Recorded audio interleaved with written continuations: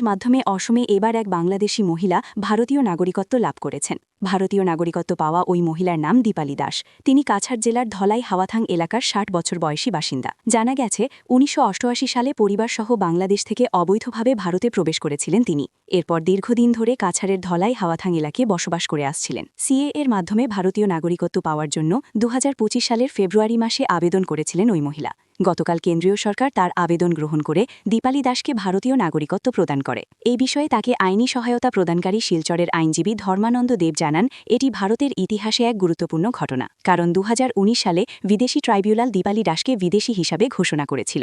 এরপর তাকে প্রায় ২ বছর শিলচর কেন্দ্রীয় কারাগারের ডিটেনশন ক্যাম্পে বন্দী থাকতে হয়। ২ বছর ডিটেনশন ক্যাম্পে থাকার পর হাইকোর্টের নির্দেশে তিনি মুক্তি পান। পরে ২০২৫ সালের ফেব্রুয়ারি মাসে সিএএ পোর্টালে ভারতীয় নাগরিকত্বের জন্য আবেদন করেন এবং বর্তমানে কেন্দ্রীয় সরকার তাকে সিএএ এর মাধ্যমে ভারতীয় নাগরিকত্ব প্রদান করেছে বলে জানান আইনজীবী ধর্মানন্দ দেব। উল্লেখ্য, সিএএ এর মাধ্যমে এখন পর্যন্ত অসমে মোট ৬ জন বাংলাদেশি ভারতীয় নাগরিকত্ব পেয়েছেন এবং তাদের সকলেই কাছাড় জেলার বাসিন্দা। ধলাই বিধানসভার অন্তর্গত হাওয়াইতাং অঞ্চলের নাম হচ্ছে দীপালি দাস, ওনার স্বামীর নাম হচ্ছে অভিমন্যু দাস।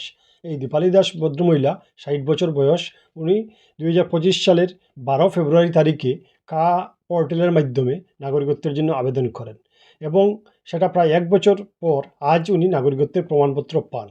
এই কেসটি আমার কাছে এবং সমগ্র ভারতবর্ষে এটা ঐতিহাসিক ঘটনা, কেননা উনি বিদেশি ট্রাইব্যুনাল শিলচরের কর্তৃক ঘোষিত বিদেশি ট্রাইব্যুনাল ২০১৯ সালের ৫ ফেব্রুয়ারি তারিখে ওনাকে বিদেশি হিসাবে ঘোষিত করে এবং তারপর উনি ডিটেনশন ক্যাম্প শিলচরে ১০ মে ২০১৯ থেকে ১৭/৫/২০২১ সাল পর্যন্ত, অর্থাৎ প্রায় ২ বছরেরও বেশি সময় উনি ডিটেনশন ক্যাম্পে বন্দী ছিলেন।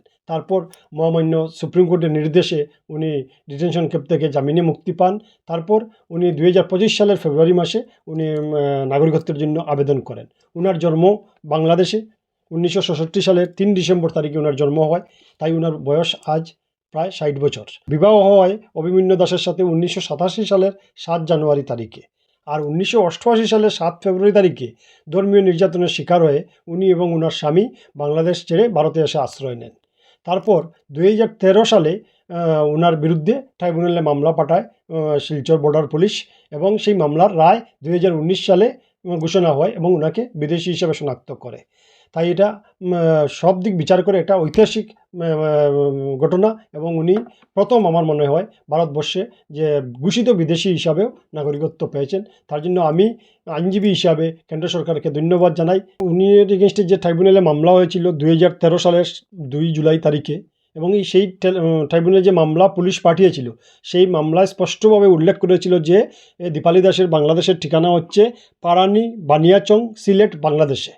এবং এই যে পুলিশ যে ইনকোয়ারি রিপোর্ট পাঠিয়েছিল ট্রাইব্যুনালের কাছে, সেই ইনকোয়ারি রিপোর্টের সার্টিফাইড কপি তুলে উনি নাগরিকত্বের জন্য অ্যাপ্লাই করেছেন।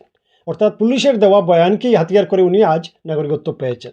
ওনার জন্মস্থান হচ্ছে দিবপুর, দিরাই থানার অন্তর্গত, সিলেট, বাংলাদেশের এবং ওনার বিবাহ হয় ৭ জানুয়ারি ১৯৮৭ সালে এবং স্বামীর বাড়ি ছিল সিলেটের বানিয়াচং পারানি অঞ্চলে এবং তারপর ১৯৮৮ সালের ৭ ফেব্রুয়ারি তারিখে উনি এবং ওনার স্বামী ভারতে প্রবেশ করেন। নাগরিকত্ব পেয়েছেন, সেই নাগরিকত্ব কিন্তু আজকে থেকে নয়, এই ৭ ফেব্রুয়ারি ১৯৮৮ সাল থেকে উনি নাগরিক।